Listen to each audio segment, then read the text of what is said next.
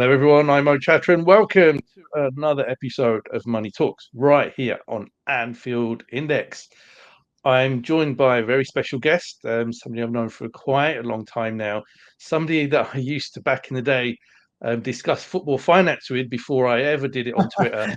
Late night chats about OPEX and CAPEX, and oh my word, the fun we used to have. But Where will the money come from? indeed. But I'm delighted joined by a fellow Southall resident from back in the day as well, from when we were both growing up as young lads. An individual that is the vice chair of the Liverpool Football Club Supporters Board, and also its faith, ethnicity, and culture representative as well. It's the one, the only Harinder Singh. How are you, Harinder? I'm very well, Mo. Thank you very much for inviting me and having me on. How are you, sir? Yeah, no, good. Still basking in the glow of being champions for the 20th time, and indeed, yeah, my word, that's a great feeling. So I attended a celebration event only 10 days ago. So even 10 days ago, I was still part of a celebration event for winning the 20th league title. So Nice. yeah, still enjoying it. And then on top of that, we're making signings left, right, and centre. It's all a bit surreal. So I know. yeah, It, how about you and your take on um, all the signing stuff going on? well, for me, it's a case whereby life post winning the league has been quite nice because obviously, Mm. you go to matches, it's a very relaxed feeling. And even when you were losing against Chelsea and um, playing the likes of Brighton and things not going, you can just cheer and you start laughing off almost. You're like going like, who cares? Like it's the job's done. That's it.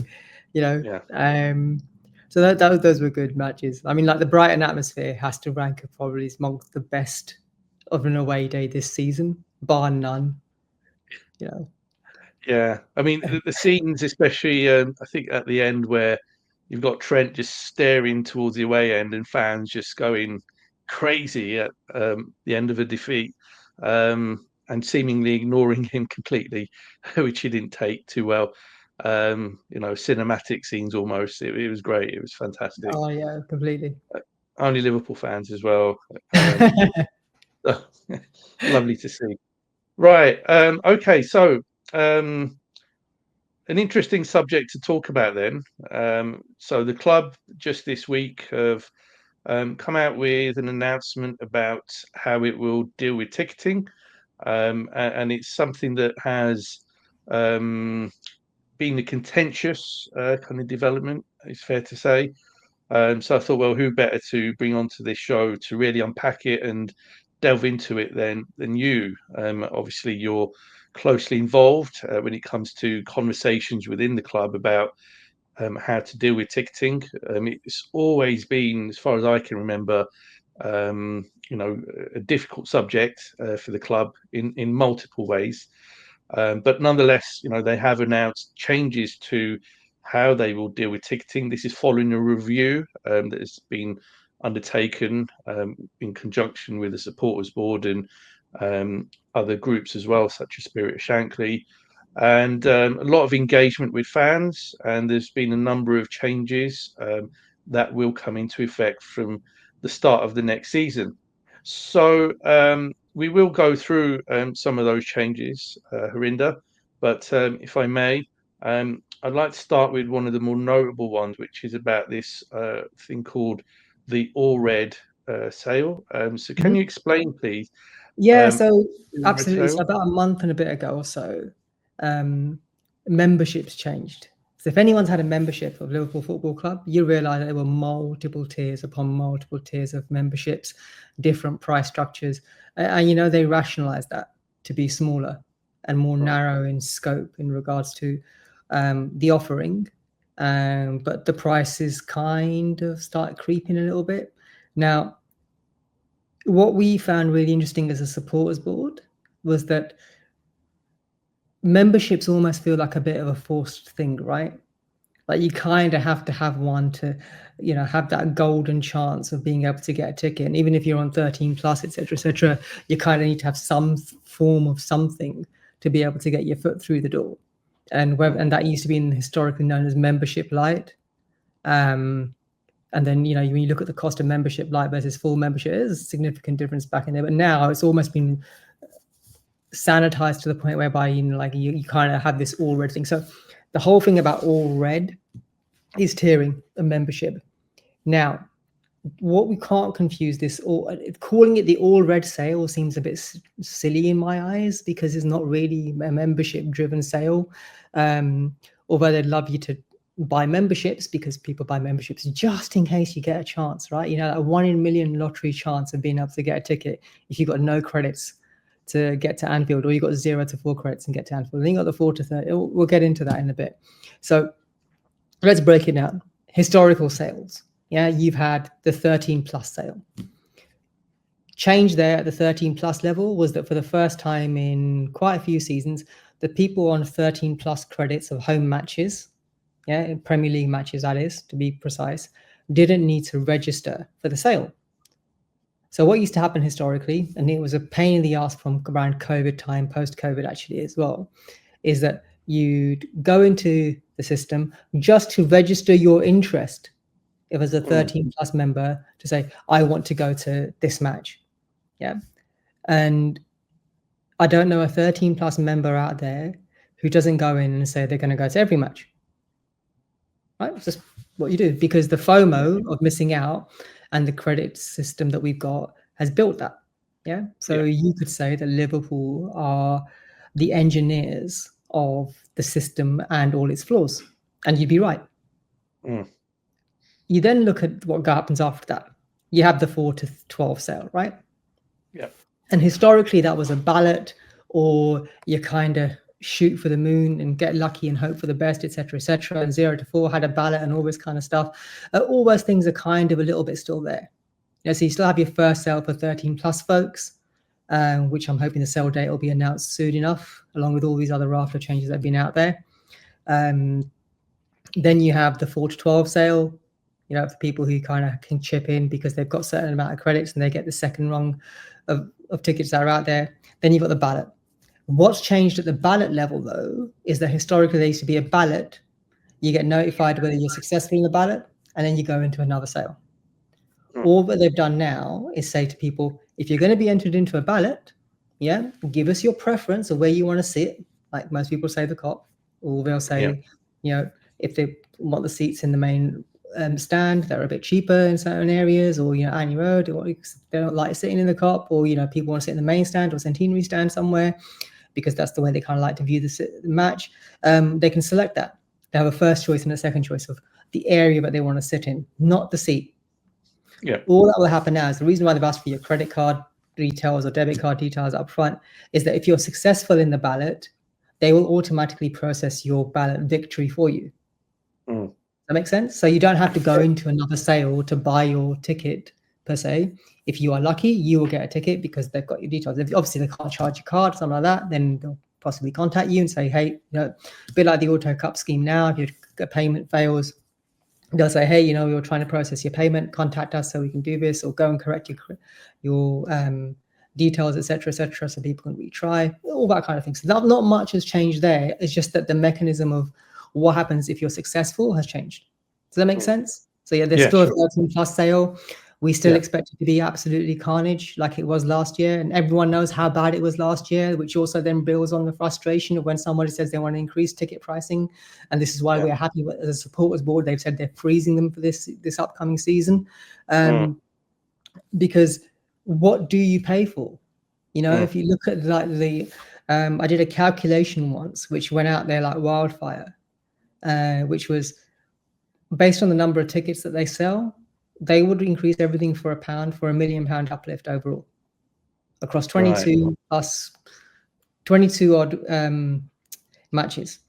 Yeah, that way back when. So this is before the Premier, the thingy format, Champions League format changed. So the first time they did it, so you got 19 home matches and you got 3 guaranteed in European competition, right? So that's 22. Yeah, because you don't know whether you're home or away for the FA Cup or League Cup. That's just a bonus. Yeah, you add that all up, multiply it by the number of the figure they want to increase it by, the number of people who qualify for a ticket, number of matches, got to nearly 1 million. The following year, it's like 1 million to 1.125 or something like that. Is that really worth it? Was that really worth it? Like, all that stress and all that. The minor sponsorship deal would cover that, wouldn't it? Quite clearly. Anything would cover. The crumbs from a sponsorship deal could cover it in certain ways, right? This is why people would get angry about ticket price increases. And I know we were supposed to once pod about ticket price increases and we never got a chance to do this. I'm covering that part a little bit now as well, because there's a history to this and it's layered.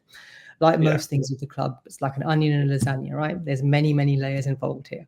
As you start peeling away at them, you start realizing there's an image that or a picture that's being painted, and how that's being painted, I will let anyone else kind of work out for themselves. Last season, obviously, you got a Champions League format change, where you're guaranteed 4 homes. So it's all right, it's at 22 go to 23, 19 plus 4. And you're going to yield the figure that went out there, 1.125 million. When you've already got a TV rights deal that's going to give you more money anyway. What's the point? Yeah. Like, genuinely, what is the point? And on top of that, you have, get ready for this one, you have 11,000 hospitality tickets at Anfield. 11,000. Wow.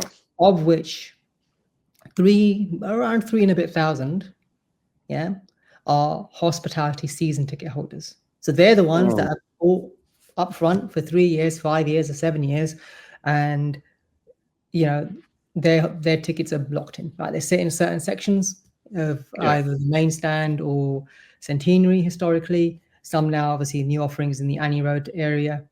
That's right. But there isn't really that kind of hospitality in the COP. There's lots of rumored about hospitality in the COP. I've never seen it. I've never seen anything being sold and packaged in the COP in that way. Then you've also got all the stuff that happens with the Annie Road historically in regards to the hotel-based packages, or this beat, that dugout, this thing, Brody's, our founders, just like goes on and on.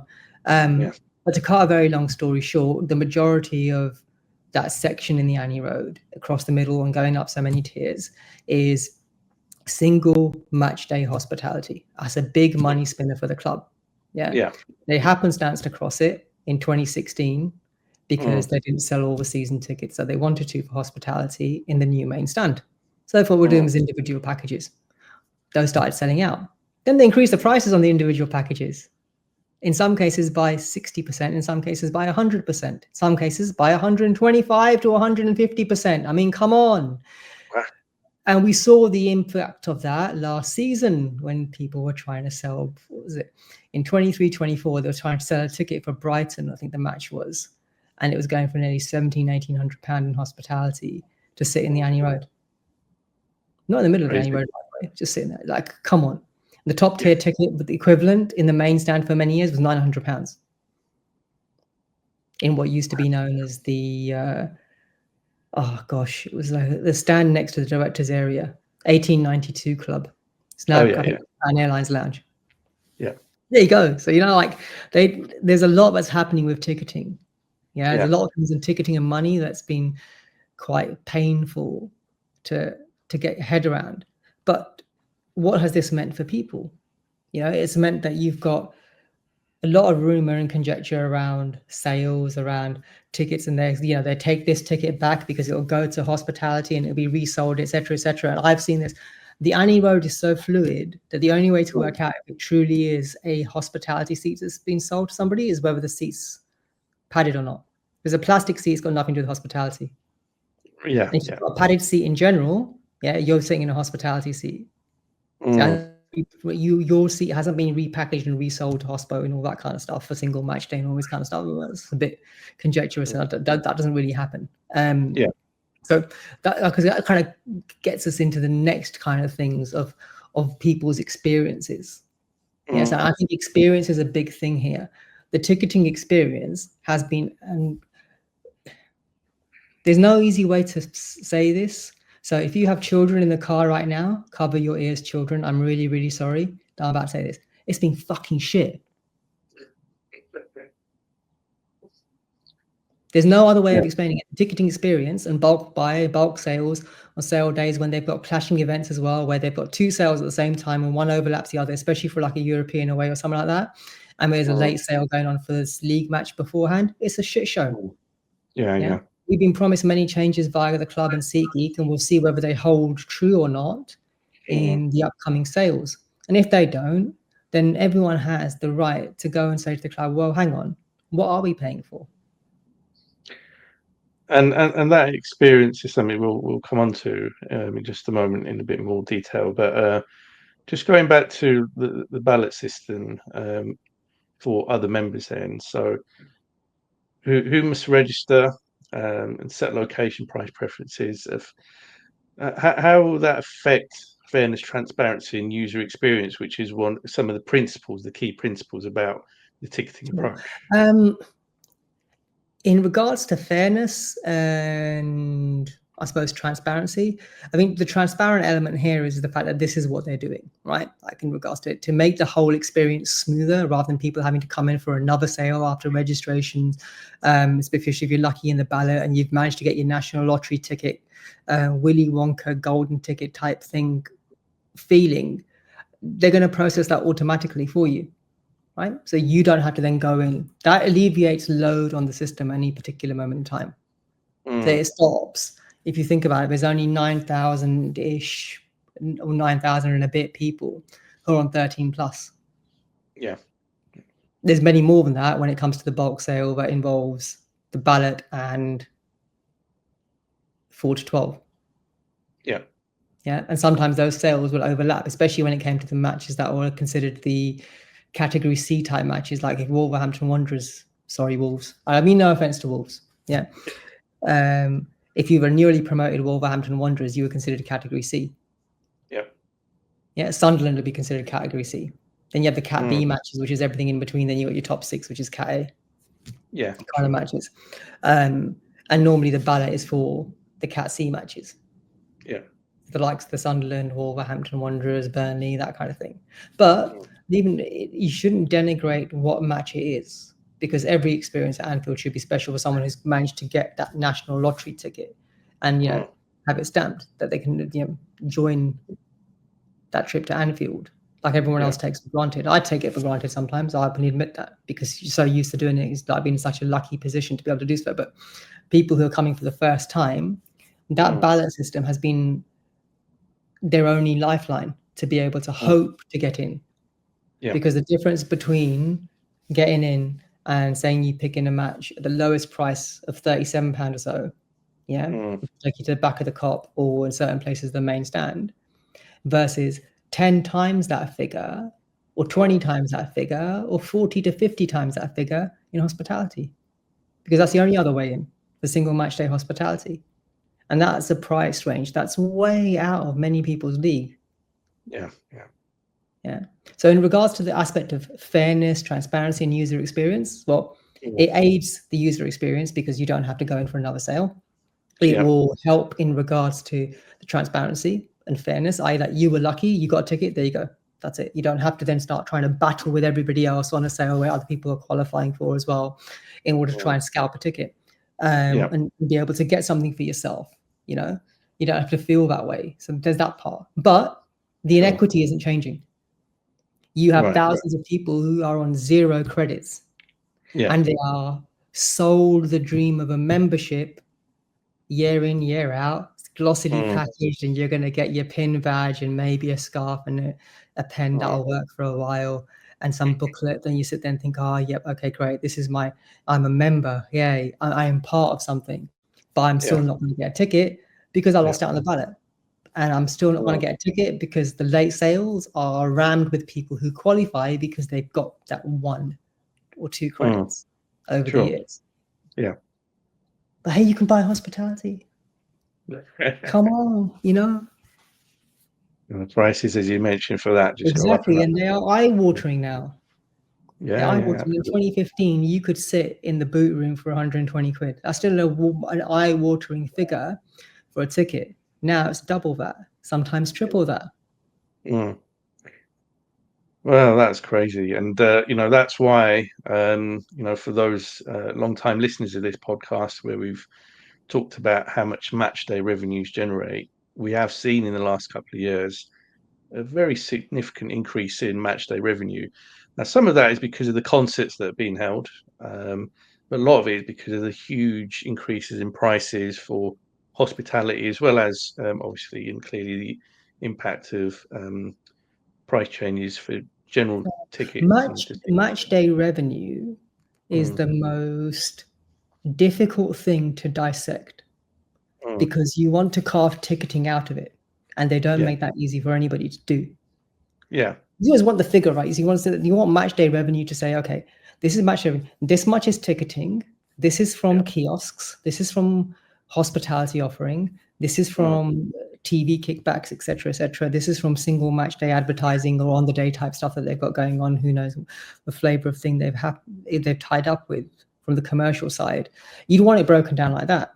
When it comes as a lump sum, and you look at it like, yeah, come on, man, all of that is not ticketing. No. Yeah.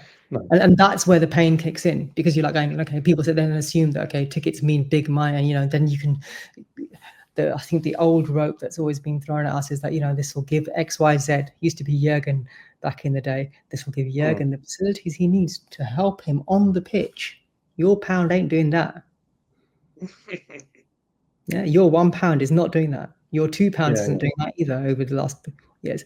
But if you keep on ratcheting in certain spaces where you've got 11,000 people, of which 7,500 at least are single match day hospitality people who pay a package price, you can do a bleep you want. Yeah. Ching, like just like pull that lever down on the and hit jackpot. It's like being in Vegas, allegedly. Not I've ever had that cha-ching moment in my life, mate. Likewise. So moving on then.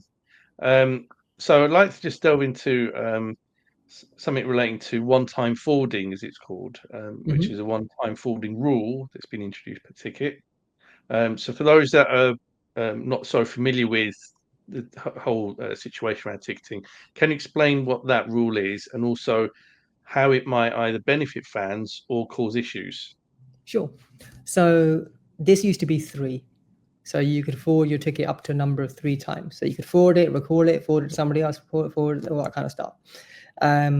It was blatantly used by people who had nefarious desires, so to speak, aka touting. But it's also used by people genuinely, where someone goes, look, I can't make it anymore. And then they go, okay, we'll call it, give it to somebody else. Yeah. So it worked both ways. Now, by changing it to 1, the impact is relatively straightforward. Yeah. I give it to Mo, let's say. Yep. Mo says he can't go. I now have to go and say to the club, right, Mo says he can't go. Can I have my ticket back, please, so that somebody else can go? And you have the option of giving it to somebody else. And initial communication around that wasn't great. I think they have tidied their comms on that somewhat. So there is supposed to be an exceptions process, which is manned and governed up until kickoff, et cetera, with extra resourcing and all this kind of fluffy cloud stuff. I don't know, whatever you want to call it, right? Yeah, where everything's, the sun shines and everything is rosy and this kind of stuff. But this is the ticketing office we're talking about, and it hasn't had the reputation of being so glowy and nice for so many years. I am yet to feel the glowiness of that one in particular. So this is the thing. This is why our supporters board and the Spirit of Shankly and Spion Cop and everyone else, cultured included and cop outs, have fought back. We're like, come on, man, like, let's look at real life here. Yeah, when there is a problem, we know that it's not been easy dealing with ticketing. You go into supporter services and LFC help, whatever you want in the chat, and you get a myriad of answers back at you, and sometimes the experience is not consistent in respect to what you get back. And this is why people are afraid, and they should be afraid. They have every right to be nervous about this, because we are. And we're long-time sufferers of this system, right? We've been there. We've seen how things have evolved. I myself have been involved with ticketing from the ticketing forum side of things since about the 16-17 season onwards.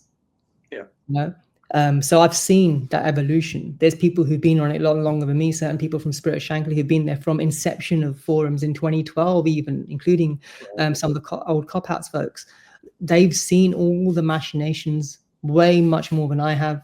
They've got more experience on this than I have as well. And their feeling is exactly the same. I'm saying it after 8-9 years. They're saying it for like 10-12 years. Like, hey, look, you know what? The system isn't fantastic, and the user experience of when things go wrong, and we are legitimate in regards to what's gone wrong, and we want something to be fixed, isn't fantastic. So why would we believe this? If you, said this to somebody earlier today, if you sit there and smile like Axel Foley and go, trust me, I'm not going to believe you. Yeah. This is what this feels like, right? So this whole thing in regards to flexibility for supporters and households with changing needs is shit for them. Yeah. And it's been outlined by the Supporters Board. This is why we are a little bit up in arms. And then this whole thing in respect to how those reforms will start impacting folks is going to be seen, because we haven't felt it yet. But our nervousness comes from history is not on our side here. Yeah. When something goes wrong, do you have a good experience? Yeah. The answer is 99% of the time, no. Right. So why is suddenly we're going to start and believe in the 1%? Would you? No. No. Certainly not. No. Yeah. No, I get all of that. But what was the actual kind of rationale from the club about the introduction of this change? So it's come under the guise of combating touting. Okay. Yeah. Now, touting and Liverpool football tickets has been there for time immemorial, right? Let's not pretend to each other that it hasn't. We all know people who have touted tickets. We all know people who have bought tickets from touts over the years to get to Anfield because they're sold a dream, right?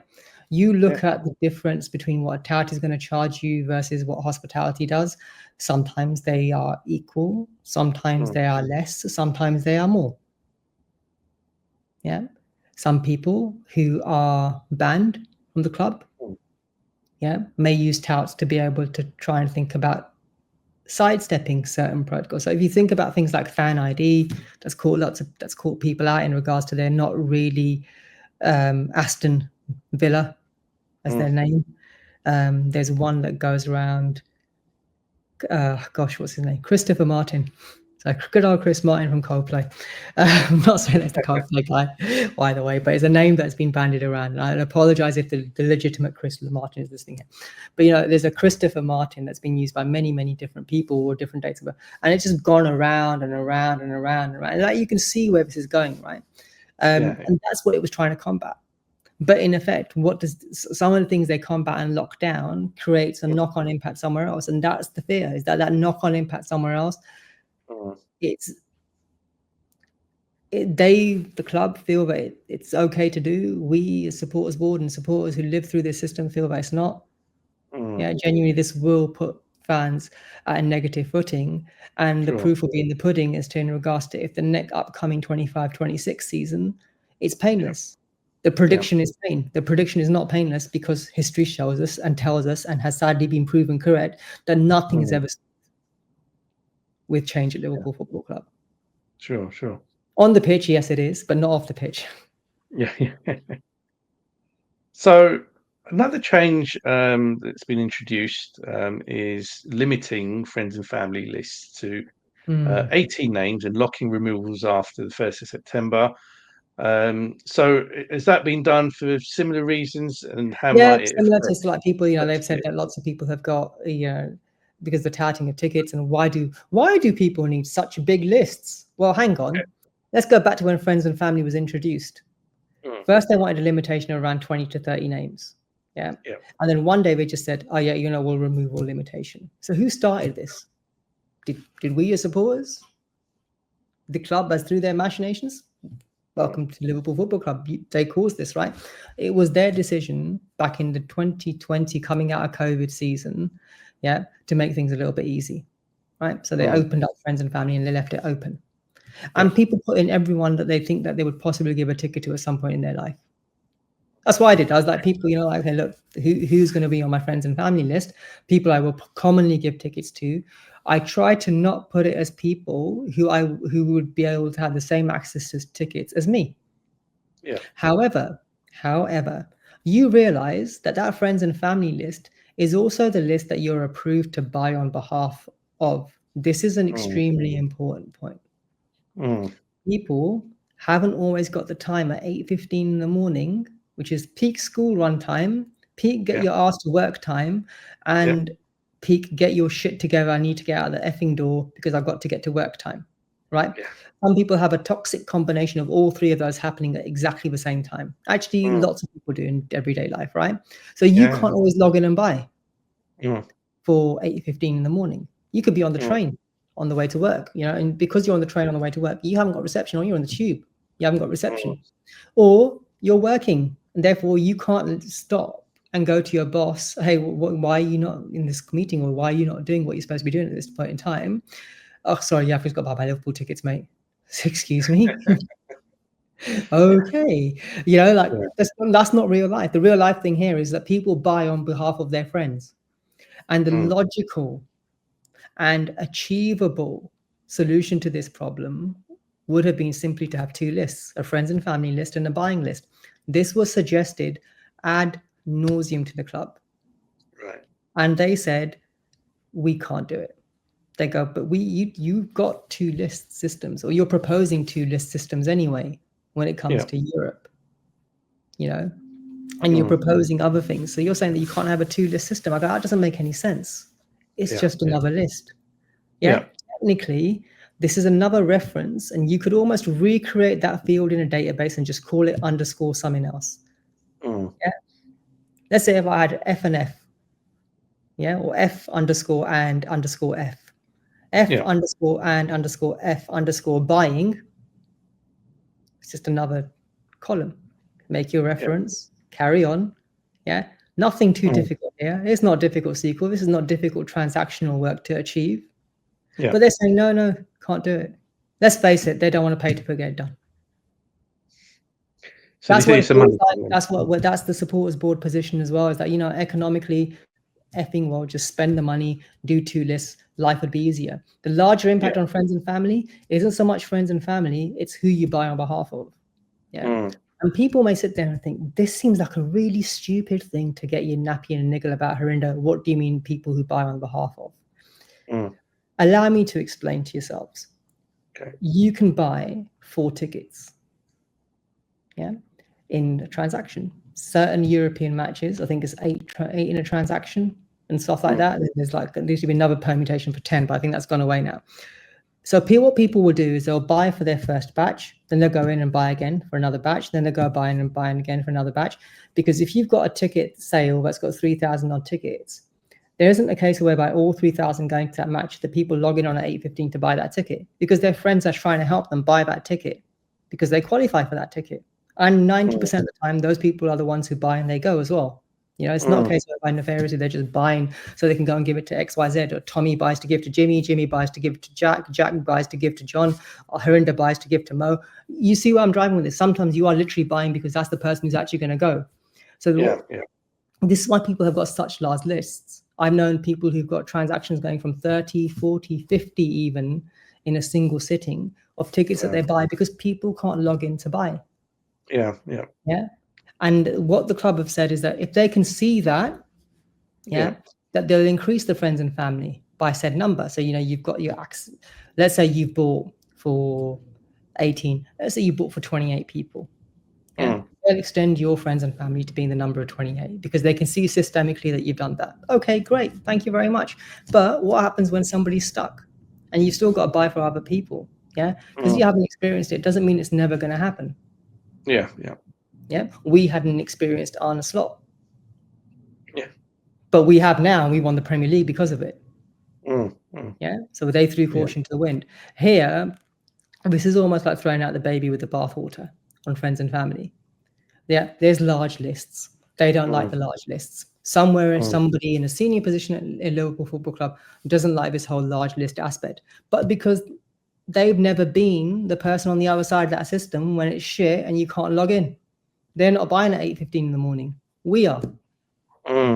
This is our pain with this. This is the supporters board and lived experienced people from the supporters board and extensions of that, such as Spion Cop, such as Spirit of Shankly, such as Cop Outs, such as Cultured. And I can speak from the culture perspective. I speak to people who are within the cultured organization I represent to some degree. Loads of them are match going, home, away, Europe, and are big bulk buyers. Yeah. They're not outs. Yeah, they're people you see at matches with me. You see them yourselves when you go to European away matches. You'll see them at domestic away matches because they congregate, they help, they will buy it for other people, and they'll sort what needs to be sorted out in regards to the logistics of doing that. You know, it's not easy. People aren't buying these to be touts and be machines. Those are different kinds of people. The majority of Liverpool fans actually don't go and look to tout a ticket. Sorry, folks. Now that might sound like as if your experience is somewhat different, but that's not really what happens. Sometimes people just buy for their mate because their mate can't log in. Yeah. Literally as simple as it gets. By doing this and chopping things to 18, they've made it really difficult.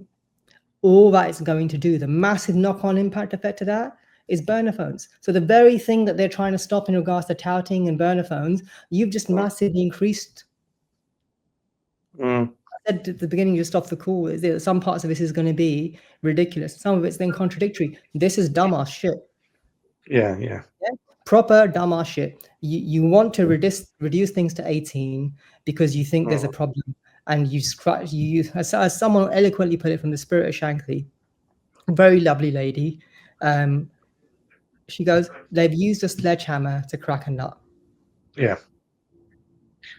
So that's a great quote, and obviously with all these changes, there is clearly an intention by the club to reduce ticket touting, but you perhaps feel that that's not going to be the case. No, because the technical limitations were exposed brilliantly last year.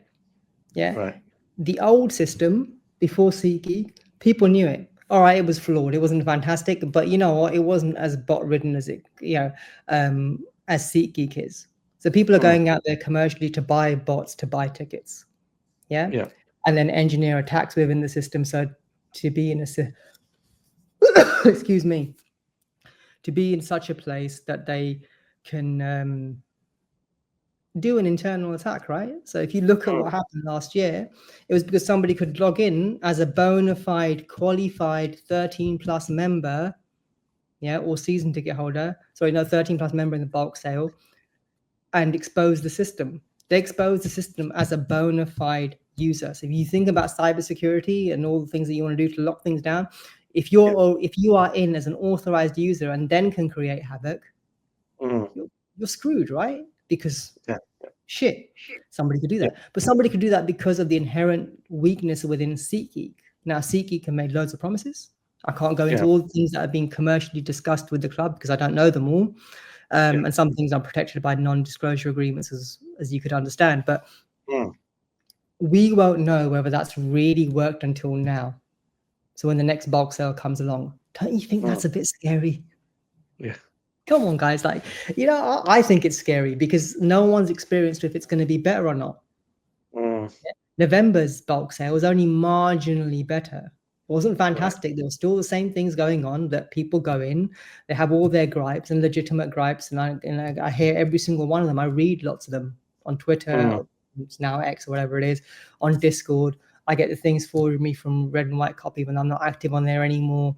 The people saying to me, this person's complained, this happened, that's happened. I see people that come and say to me, Harinder, this happened to my friend, this happened, that happened. And their experiences are real. They'll get to the end of that checkout process, have 19 odd tickets, maybe 2 times that, maybe 3 times that they're buying for their whole friends and family on that day. And they reach the checkout process, click checkout, and the system hangs. You get an undisclosed error, and you can't even understand what the error syntax is. You're like thinking, this seems a bit shitty. All I want to do is pay for my tickets or in my basket, and my basket's now empty. So I've got to start that whole process all over again, and I'm now 3 hours behind everybody else. I had everything I ever wanted to get, and I'm starting again. You would lose the will to live at that moment in time, man. Oh yeah. And this is my thing, is that there's all these little changes that people think are going to help, but you haven't. Again, we come back to the Axel Foley smile. Trust me. Okay. Really, would you? Mm. You know, this is my No. pain. This is the pain that we're living with right now. Is that this is why we think, you know, the technological limitations, human limitations, you can do all the stuff around the side, but the one that hurt the most was the one that happened in the bulk sale. And nobody will know if that's truly fixed or not, because it's nothing to do with systemic issues around how you handle ticketing. It's a systemic issue in regards to the system itself. Sure. Okay. So, and perhaps we'll come back to that in a moment again. But just onto Supporters Board, obviously, which you're part of as vice chair. And the Supporters Board has expressed major concerns about, you know, removing the ticket distribution credits. So, amongst that and perhaps other concerns that have been raised, do you think that it's taken away the benefit that is proportional to the problem it seeks to solve? Oh, hell no Are way. you of the view it's definitely This is one of the most taken stupidest things. Okay, you have 9,000 plus people who could do this. Yeah, give or take. So let's say for argument's sake, we'll stick at 9,000. 9,013 plus members had the ability to distribute twice a year a free hit to whomever they wanted to. Yeah. So if you've never been to Liverpool, I've never been to Anfield in your life, I could distribute you a ticket. Okay. And a good example of this is that I did this once for somebody at Anfield Index. Yeah, so they'd never been to a match. I was like, okay, cool, I'll do this for you. And this was Jagdish back in the good old days from Malaysia. Yeah, Malaysia, when distribution first came out. So I remember helping him, and I've helped others as well. But I don't mind denying that. I can happily admit that I've used distribution as a 13 plus member. Why wouldn't I? Yeah, you look at the system, and I mentioned it right at the beginning. Look how expensive it is to get to Anfield. Yeah. So if you can help with distribution, why wouldn't you? So, you know, it's not a bad thing. And also sometimes you can't physically go to a game. Shit happens. A great example of this, when all the storms and all the snow and all the stuff had happened, a disabled fan couldn't go to the match. And risk losing his ticket. And his carer, this is a real life story, by the way. His carer was saying that, look, I don't want to drive you in this weather. I'm scared.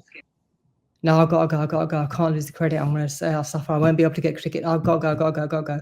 So his carer drove, even though they were not happy driving. They were seriously concerned about the state of the roads, because the roads were shit in snow in England. Yeah, people drive like dipsticks. Yeah, and accidents happen because people have rear-wheel drive cars. Even with those people who get really heroic with their all-wheel drive system, if your tires are shit, it don't mean jack. You're going to have an accident. Because you're going to slip and slide on black ice. You're going to slip and slide on ice. You're going to slip and slide through snow. You ain't got the grit. You ain't got the grip. You haven't got any of that. And this person was scared of driving in that kind of inclement weather, right? Like, it was just not a great place to be.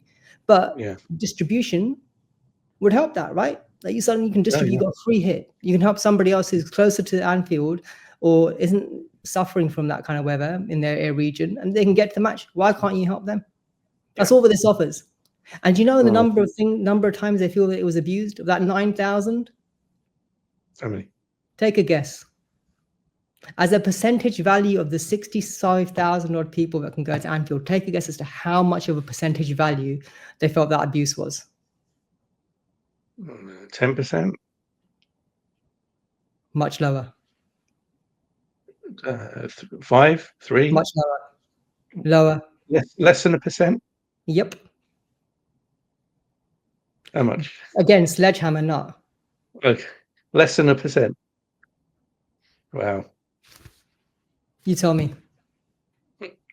I mean, come on, like, genuinely, do you think that then that's, you know, straight yes, no. Do you think that's a logical way to fix that problem then? No. You're worried about less than 1% of the population of your stadium at a match. It's less than 600 tickets or seats. Yeah. Of course, seats don't go empty at Anfield, right? Never see that. Well, the official figures would beg to differ.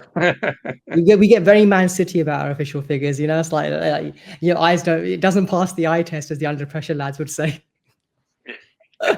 Yeah, especially if you look from where I sit sometimes and right in front of you. hint, hint, director's box area and in immediate hospitality areas around it. Even, and again, there's somebody, a very exalted figure, and I have a lot of respect for them, from the spirit of Shankly. He once counted the seats that were empty, and this is about 10-15 minutes after kickoff, after halftime. Everyone's had their teas and coffees and biscuits and come back into the spaces of hospitality, etc., and still so many empty seats. But hey, the problem is distribution, right? Must be. Clearly. Yeah, clearly. Yeah.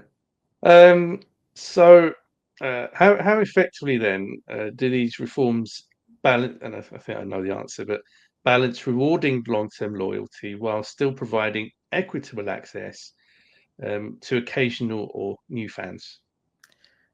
I think in their heart of hearts, Liverpool Football Club feel they're doing the latter in regards to providing this equitable access to occasional or new fans, giving people a fair way in.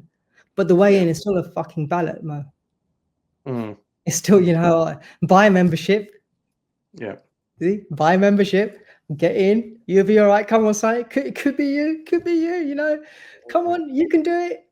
Still Spend a lot your 30, 40, 50, whatever quid it is now on bloody stupid memberships that are there. And that varies if you're an international fan as well. And don't get me started on that. Feel sorry for those guys because they get fleeced, right? In comparison to what we pay. It's a bit of a joke, really.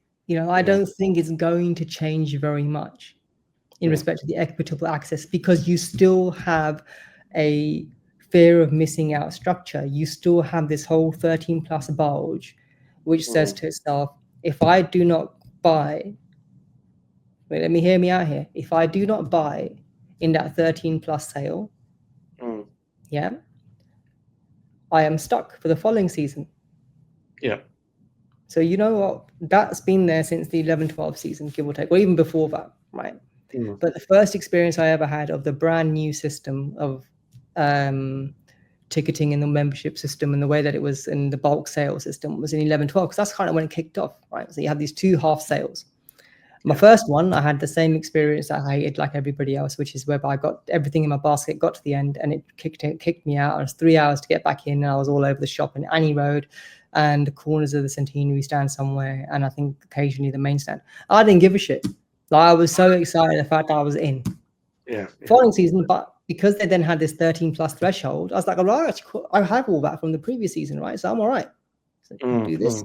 And that's carried on. This was the cards-based system.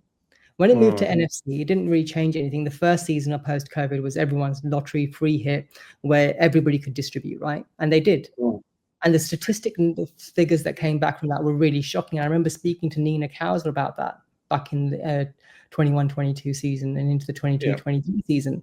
The figures that the club put out then in respect to how many people just straight never came and just distributed their tickets were phenomenal. Right.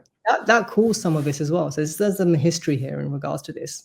Now, the long-term loyalty element, you've got fans who've been on 13 plus for years and actually attended, rather than being a version of 13 plus, which is happy to be on 13 plus, doesn't really go all the matches, does utilize mechanisms that the club would see as bad, such as, I've got a spare, or I'll scan you in.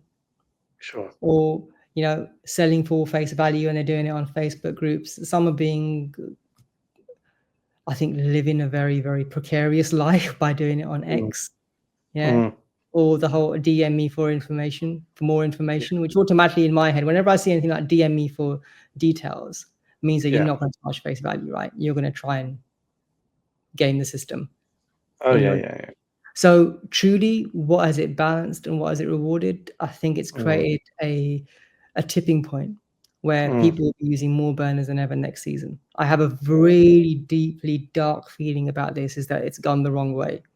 And the club may have measures, I don't know, in respect to dealing with burner phones, etc. But realistically, how are you going to deal with a phone?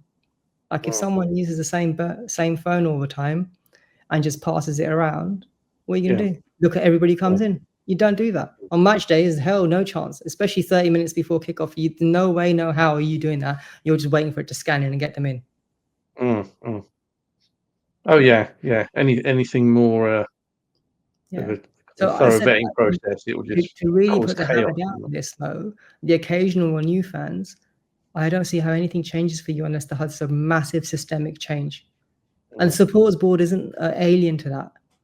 Mm, You know, yeah, you'd be a really, really, really silly supporters board with your head stuck in the ground like an ostrich if you thought that the current system was equitable to everybody. It's not. yeah, yeah. It's not. Yeah.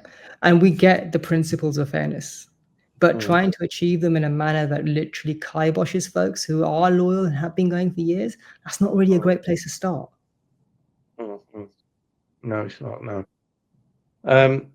Now, I'd just like to talk about another subject about one of the groups, the disabled supporters, who now won't have automatic seat allocation, will be contacted by the club separately. Do you see the process is adequate, or are there improvements needed?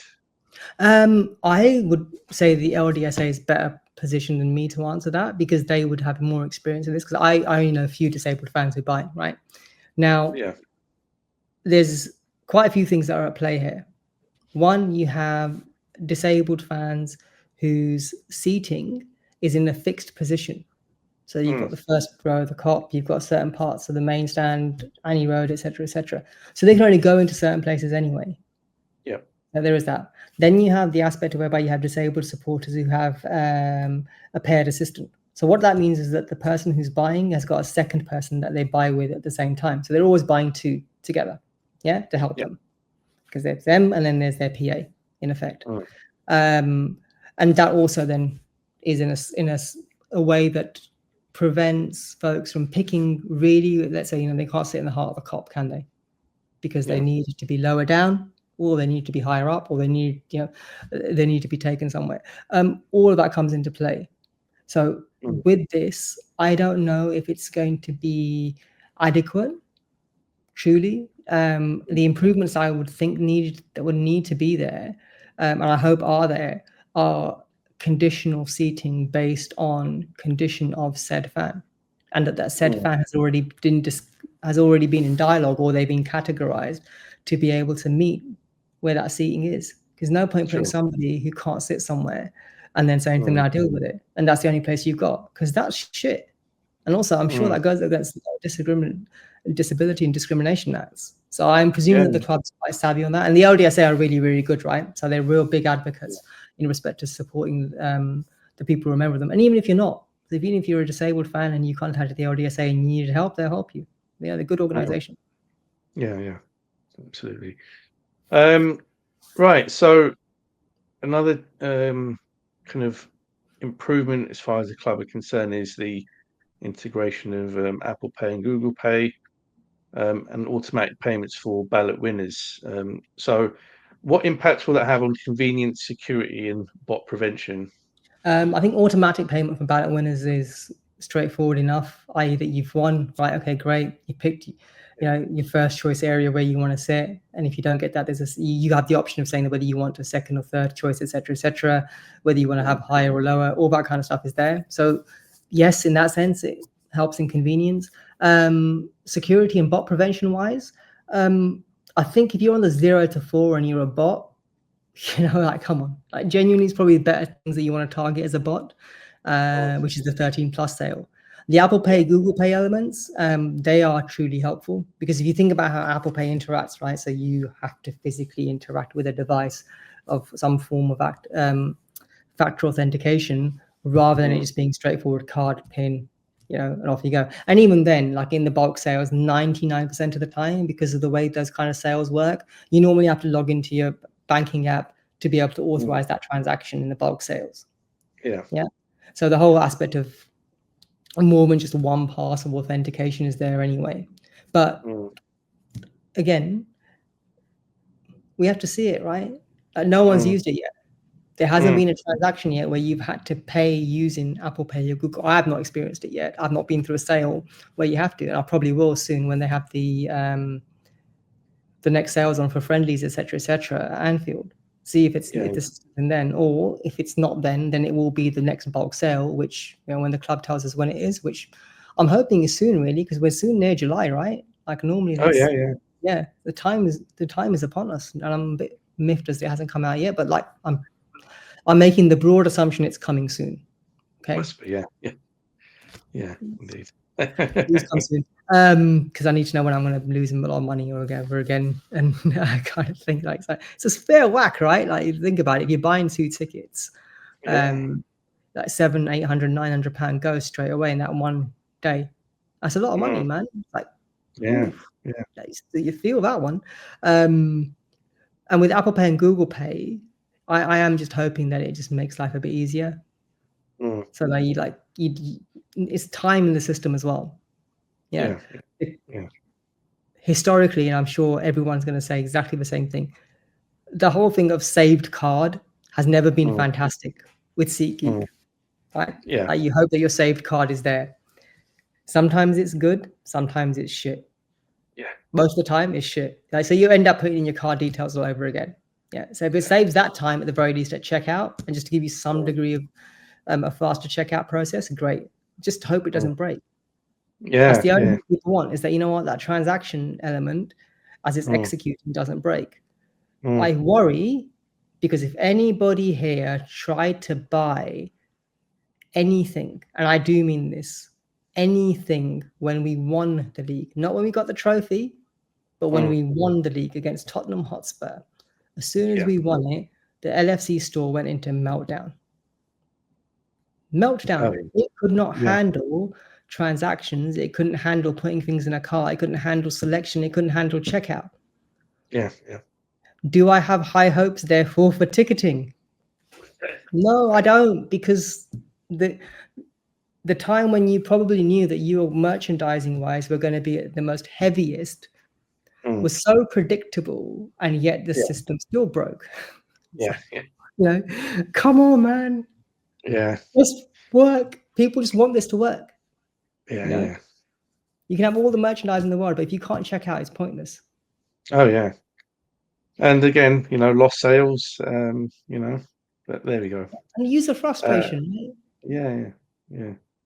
But one of the things I just wanted to come on to is that the club is in this week made a big deal about the consultation with supporters, and the fact that it's been about 100,000 apparently surveyed. So how transparent and responsive has that consultation really been, and do you believe that it's really been adhering to the kind of principles around things like the fairness, the clarity and protection that they talk about?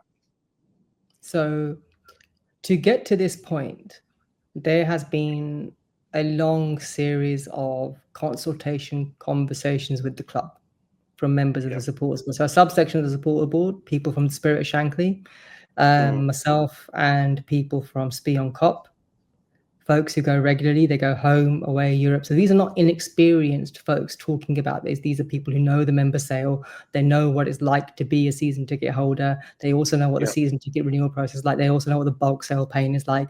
They also understand European aways, domestic aways, etc., etc. Because you'll see those matches, right? These are folks are not inexperienced. And it's not all just, oh yeah, but you know what? They only represent Spirit of Shankly. No, they don't.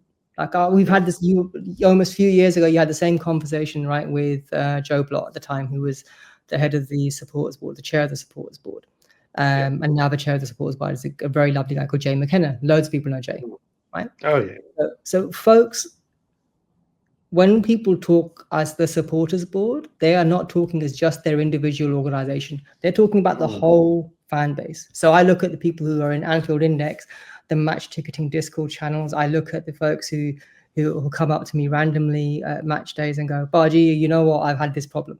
Or they'll message you on Twitter or slide into your DMs and go, bro, XYZ gave me your name. I've been suspended by the club because this happened, that happened, this happened, that happened. I'm like, okay, so let's work this one out. What actually happened?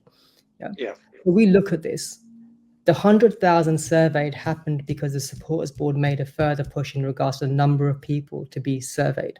The initial survey from the club was a much lower figure than the 100,000, right? There was a secondary survey that came out after that. There is going to be a follow-up survey released by the supporters board, if not tomorrow, then Friday. Sorry, tomorrow is Friday. So tomorrow, there you go. All right, very nice and handy. So tomorrow, whereby there'll be a survey in response to how people feel about the changes that have come out. There's been a very strongly worded statement put out by the Supporters Board, which involves everybody that was involved as a group in those dialogues and conversations, because we go back to the rest of the Supporters Board, right? This is not an echo chamber whereby 3-4 people sit in a room with the Liverpool Football Club, they tell us what they want, we tell them what we want, and then we don't get, the twain doesn't meet. We go and speak to other people involved with the Supporters Board, because we're not stupid. Right? This isn't a piece whereby, okay, things that are told to us, we're under non-disclosure agreements, that we sit there and go, okay, cool, it's just us, the small group. No, we go to the rest of the sport and take that feedback on as well, because they have a lived experience of going to match. They have a lived experience, and it is not just single organization based. I want to stress this really, Matt. But you guys know me. If I don't like something, I'm going to say it straight. And some people on the Supporters Board will have experienced that also. That if I don't like something, I'm going to say it straight. I don't give two shits who hears it, right? That's the way I live my life, is I'm going to tell you straight. And after that, we can have whatever conversation you want, because we're both talking then at exactly the same level. You told me how you feel. I told you how I feel. This is my truth. This is why I believe it. This is what my rationalization is of that truth. And if I'm wrong, prove me wrong. Great. Tell me that I'm wrong. I'm okay. I'm humble enough to accept that. But if you chat shit, I'm going to call it out. And on this one, 100,000%, there's a lot of chatting shit that goes on when it comes to ticketing, right? From everywhere in regards to what people believe as urban myths in respect to what happens to a ticket when they don't have it, why they didn't get it, who took it from them, all that kind of stuff. Also then to the chatting shit of in regards to who this is really benefiting. I can't say much further than that on that latter part, but you can see from the anger in my voice, right, that I don't get how this is helping the majority of fans. It helps a percentage of fans, yes. It doesn't help the majority of fans. It helps the fan from an angle, and I do say the word angle underlined with some sarcasm to a degree, that, okay, if you're saying that the choice of who gets a ticket is removed from the person who holds the ticket currently, that's going to happen. Rightly or wrongly, that's going to happen. But the next person who gets it, you have no idea how they're going to get it. Through which machination. Is it a case of whereby, it's someone who's on the season ticket waiting list? Don't know. Is it a case of somebody who's a member of 13 plus, or like myself, when it comes to, let's say, European stuff, I was one of the unfortunate folks on 5+ in the European ACS who didn't qualify. So I'm in, I didn't get the magic link on Monday to buy in the European ACS. I could buy in the other two, but I couldn't. So it's not a bias system. There you go. That happened to me. So now I've got to wait, see what happens by tomorrow when everyone's registrations are done in regards to ACS. If there's a gap, I might be one of the lucky ones, but my numbers towards the end of that last of the 5, there's about 400-500 people who don't qualify because of that, and that's genuinely due to UEFA saying we're going to take our full allocation. And when they bleeping well don't, that ticket then comes back and can be resold, right? And I'll be lucky to get in that way. But we have a lot of people who unfortunately are on the ACS and don't go. They are also part of the problem massively, and they've contributed to what the club has done, whether they like it or not. And whether they realize the consequences of their actions, they're part of that consequence, right? Whereby you have somebody who's on the ACS scheme, and we'll say, because I mentioned the European, let's talk about the European ACS scheme. They're on the European ACS scheme, and they're on that scheme because every year they qualified in registration, they bought then because they registered. They have the Auto Cup scheme, so they automatically pay for all the matches that are happening at home, etc., etc. And it has been happening for the last 5, 10 seasons, whatever it may be. But they've gone to very few. And sometimes in a season, they've gone to none. But if it's a final, they put their hand up and said, sorry, mate, you know what, I know that you've been going on my behalf, but don't worry about it. I'm going to be going to the final. But I've been the one going, I bought all the tickets and I did it. Thank you very much for that. But it's my name. I'm going to do it. Soz about you. I can't do a Scouse accent to save my life. But, sorry about you. Off we go. I mean, sadly, there are too many people like that. That's also contributed to this. I could be angry at every single machination of that for what has happened to me. But I just take it. I go, look, you know what? It's happened to me, but people have had it much worse. I've had it really good for 9-10 seasons, right? So for one season, I've got to go through the hard way of the sales. So be it. But that's me. You know, I got to take it. That's on me, Yeah. right? Yeah, I'm accepting of that. But many other people feel hard done by, and they have a right to feel hard done by, because the reasons that I've just stated, they can sit there and go, well, hang on, look, that's not really unfair. So the club is trying to address that by some of these things that they've done. Yeah, this, you know, you've asked me so many times about, you know, the equality and fairness and whether it helps people. Yeah, some parts of it will help people, but other parts of it, because of the system that's been created by the club and the user experience that the people are now going to have because of the club, have been created because of bad behaviors that we do. Oh, I say we, I mean the collective we, everyone out there, that we do. And we know people who do it. And because of that, there is a pain that's felt by a legitimate fan who just wants to go to a match. Yeah. That's all been very, very helpful and useful to unpack the changes and the kind of reaction as well, because like I say, there has been quite a strong reaction from various quarters over the last several days. So really, I know when you reached out to do this pod, that's the reason why I did it. I first sat there and thought to myself, there's other people who can do this kind of pod, right? And I named them to you. And they probably will with other podcasters, other groups. But one thing that's abundantly clear to me is that we need feedback. You know, we need people to engage. Tell us what you're feeling. Don't sit there and presume that because you think that a survey is a bad thing, you don't want to fill it in, you don't want to give information to the club, you don't want to do this, that you don't fill something in. Sometimes it's good to actually feedback. Yeah. If you don't want to feedback in club channels, feedback, just reply to this, respond on Twitter, respond on X, whatever you want to do. Come to us in Discord if you're part of the AI community on Discord. Let your feelings be known, because we want to hear them. The supporters board wants to hear them as well. That's why we're, you know, the wisdom of the likes of Jay and everybody else is one that says, hey, you know what, let's go and get that feeling, because the club need to know that feeling. We've been very, very vociferous on how we feel in regards to these things, where we think they may have listened to us and where they really haven't. And where they really haven't is the bits that really, really hurt. And I said, I come back to this again and again and again and again. Sledgehammer, nut.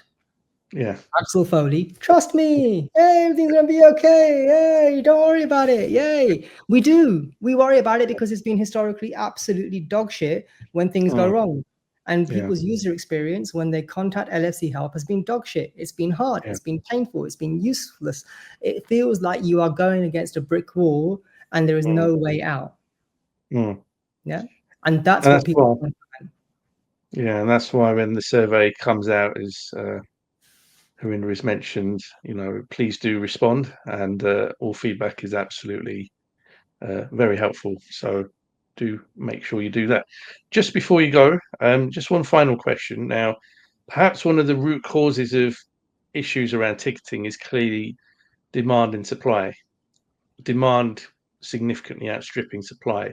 Though Anfield has grown quite significantly over the last 8 or 9 years, to a capacity of about 61,000, the demand is still huge and enormous. And what recognition is there within the club that the size of Anfield, as big as it now is still nowhere near enough to satisfy that demand?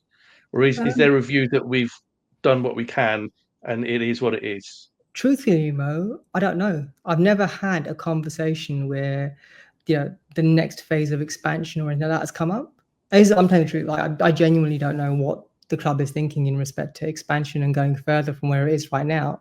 But we all know that, you know, like, there's been historic issues in regards to expanding beyond a certain number and the infrastructure challenges they will bring, not to this club in regards to the stadium, but access to the stadium. So transportation links will need to be built. They need to expand on the ability, and also then cost.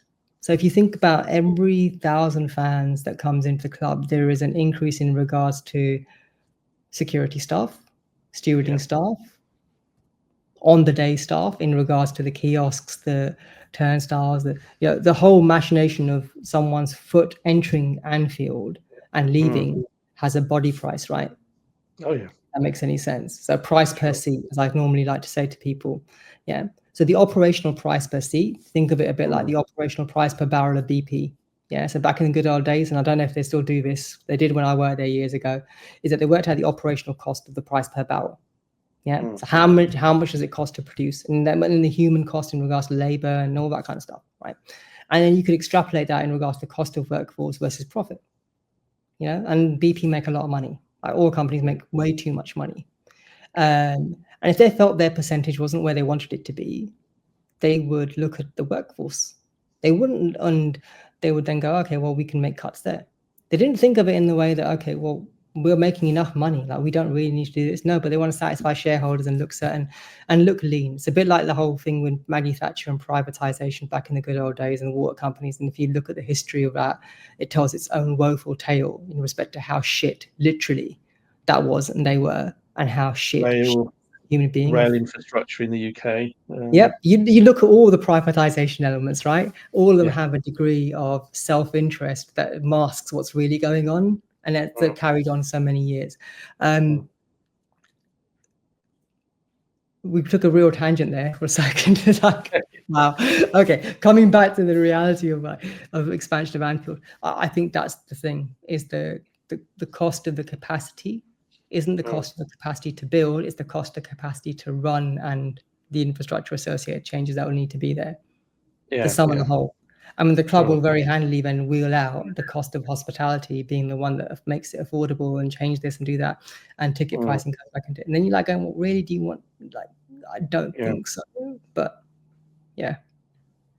And return on investment is always a favourite amongst FSG and people that work closely with them, and that's why there was a delay in the construction of Anfield Road End, because this comes back to IRR, right? So the initial rate of return. So every hedge fund, private equity firm out there looks at that. They will look at the IRR figures. They'll do all their elements in regards to their investment on that perspective. And I think FSG, and I don't know this, I'm just speaking based on my own history in hedge funds and private equity firms, is that they will look at things as their investment. And they will track that investment quarterly. They have quarterly performance reports, believe it or not, on particularly that. And then also profit, loss, attribution, all of these things are going to kick in, and all things are reported. And to some people, sport is not the passion, it's the spreadsheet. Right. We are fans. To us, it's the passion. To the ownership, to some degree, it's nice when we're winning because it means more money. And that's a very cynical kind of view. But to them, there is always going to be the spreadsheet factor as well, because they're an ownership, they're a business. They may be fans also, but the fan element, whether they're 51-49 fan versus spreadsheet, who knows? Truly, who knows? No, I totally get that. But no, that's a very good point. The cost of it all would absolutely be a factor. But that's something that listeners will be delving into in an upcoming podcast. I have been promising it for a while now. So there will be a podcast about a potential further expansion of Anfield, hopefully in the next several weeks. It's just a case of nailing down the guests that I'm working on. But that should be a really fascinating one when it does come together. But in the meantime, I would like to extend a massive, massive thank you to Harinder. Your insight, your imparting the knowledge about the situation has been really, really eye-opening and interesting. So I hope all those that have joined us, whether it's on YouTube or through the usual podcast outlets, have enjoyed listening to what you've had to say. And let's see how the next few weeks and months pan out in terms of these changes and whether they are successful or not. But Harinder, you've also been a contributor to Anfield Index in the past with various podcasts, including the Desi one. Is there any chances of a return of the Desi gang? Or usually at Christmas, I think it's the one to hold out for normally. Everyone's got really busy, right? You look at the Desi crew in general, Nina's busy producing and she's doing her own shows again now, which is a real welcome return. On the EPL side, you've got Gags doing his chat G&G and also other things and writing again, which is really great to see, right? In regards to, so like it was always Liverpool. So that side of things through the new venture on that side of them. Cam's really busy as well, like the geriatric of the crew. as we like to call him, but looks younger than all of us. He's like the Benjamin Button out of everybody, man. I'm just getting grayer and older, as you can see, and it really does show now. Whereas Cam just is like an evergreen. Like you don't see much aging in his face or even in his beard. Whereas with me, it's every single day. It's like a longer grey hair, more grey on one side, more white on the other side. I'm like, come on, man. Where did it all go wrong? Must be the tight jeans. That must be Cam's secret. But yeah, that's the one. Tight trousers. Excellent. Right. Well, thank you so much again. Thank you, Harinder, for joining us here on Money Talks, and thank you, listeners, as well. It's been a great one. Really enjoyed delving into what is a complex story in certain respects, but thanks for bearing with us with all that we've discussed during the last hour or so. So until next time, join me right here on Money Talks.